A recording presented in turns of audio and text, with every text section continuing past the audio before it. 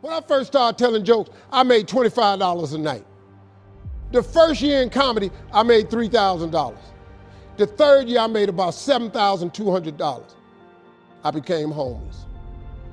I lived in a car for 3 years because I wasn't making enough money. But guess what? I kept telling them $25 jokes till they started paying me $250 a night. I kept telling them $25,000 jokes till they started paying me $75,000 a night. Them the same $25 jokes. They ain't nothing but English. I just kept repetition over and over and over. I turned them jokes into an empire. I turned them jokes into funds. My grandkids ain't got to worry about nothing. You are sitting on an empire. You are worth millions. You're sitting on money, man. That's how you get rich. Take something, a $10 idea, and just do it. And keep praying about it. Keep asking God for strength when it looked like you ain't gonna make it. When I was homeless, it looked like I wasn't gonna make it. I kept praying about it. I kept leaning on my mama. She said, he didn't bring you this far to leave you.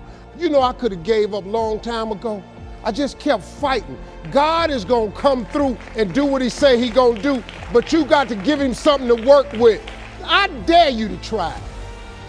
I dare you to take your gift and do it over and over and over. Your gift. If you do that, God will change your life. Now, how do you hang in there during the hard, difficult times, Les? You must have faith. You've got to believe in your abilities, your ideas, unquestionably. You've got to have faith, and that faith gives you patience. A lot of things are going to happen that will catch you off guard. And so therefore you've got to deal with and handle it as it comes. You've got to keep moving and keep plugging away. So how long have you been working on this? And you have nothing to show. This is all you got to show. People are going to do that to you. And some people, ladies and gentlemen, they stop. You got to keep on watering your dream. And when it began to happen, they stopped laughing. They said, look, hey man, you know, I know you could do it. Look, you got a job here.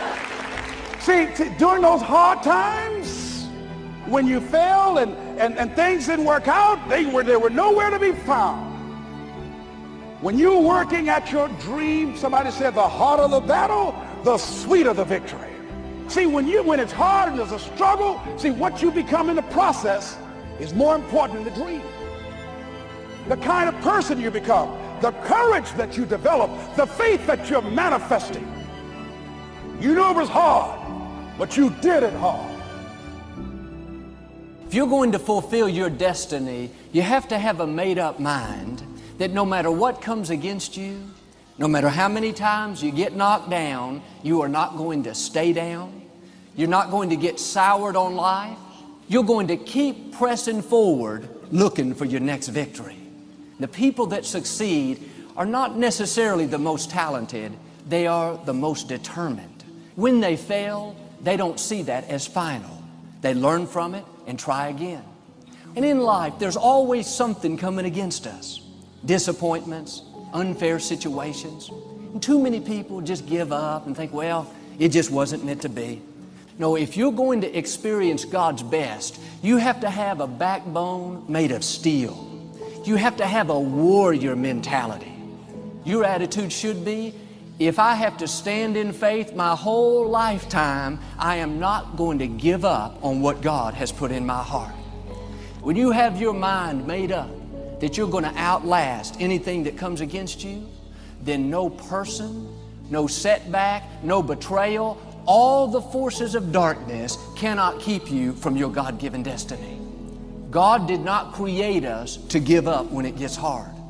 He made us as more than conquerors. You have victory in your DNA. You've been anointed to make it through difficult times. No matter how long it takes or how difficult it is, when it's all said and done, you'll be able to say, I'm still standing. I've still got a smile on my face. I know I am a victor and not a victim.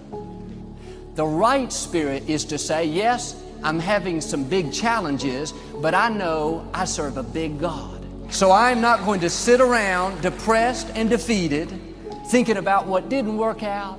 No, I've got a destiny to fulfill. I know I've been armed with strength for every battle. That's a right spirit. But some of you today, you've allowed your circumstances to push you down.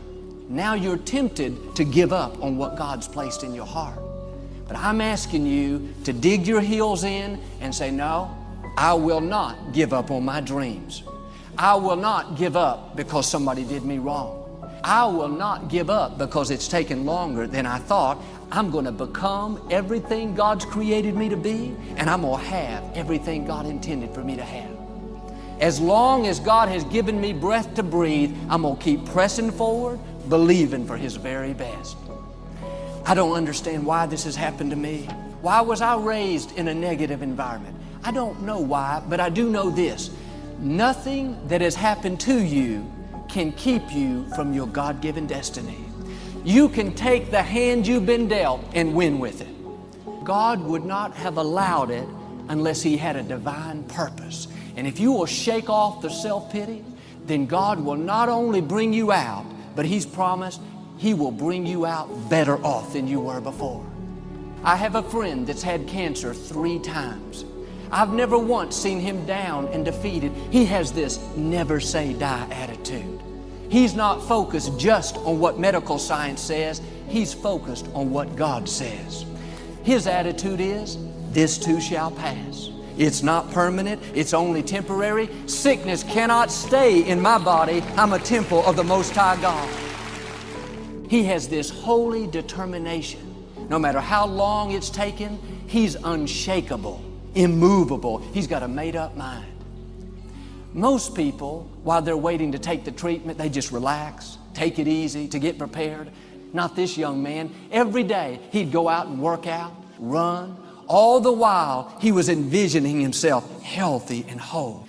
And today he's totally healthy and whole, completely cancer-free.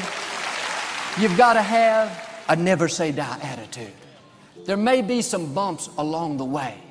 Every setback is a setup for a greater comeback.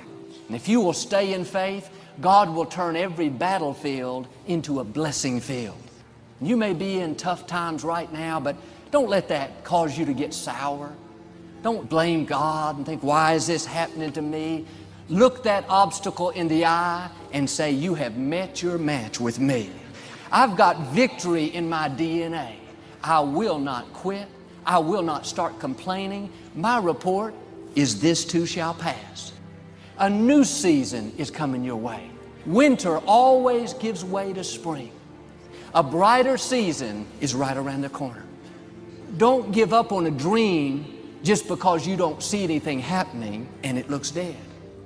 Your new season could start tomorrow. You could see things start to blossom in your life this coming week. Things take off in your finances, in your health. Your strength comes back. You feel good once again. What happened? The season changed. Looked like it was never work out, but you stepped into a new season. God has seasons of promotion, blessing, and favor in your future you've never seen before. Now you've got to do your part and get in agreement with God. Anybody can quit. Anybody can get discouraged because it's taken a long time. But it takes a man or woman of great faith to say, it looks like my dreams have died, nothing is going my way, but I am not moved by what I see. I'm moved by what I know. I know I would not have breath to breathe if God didn't have another victory in my future. You can't allow the setbacks of life cause you to get numb and become indifferent. The right spirit says, this may be difficult, but I know I've been armed with strength for every battle. Life may have treated me unfair, but I know God will pay me back for every injustice.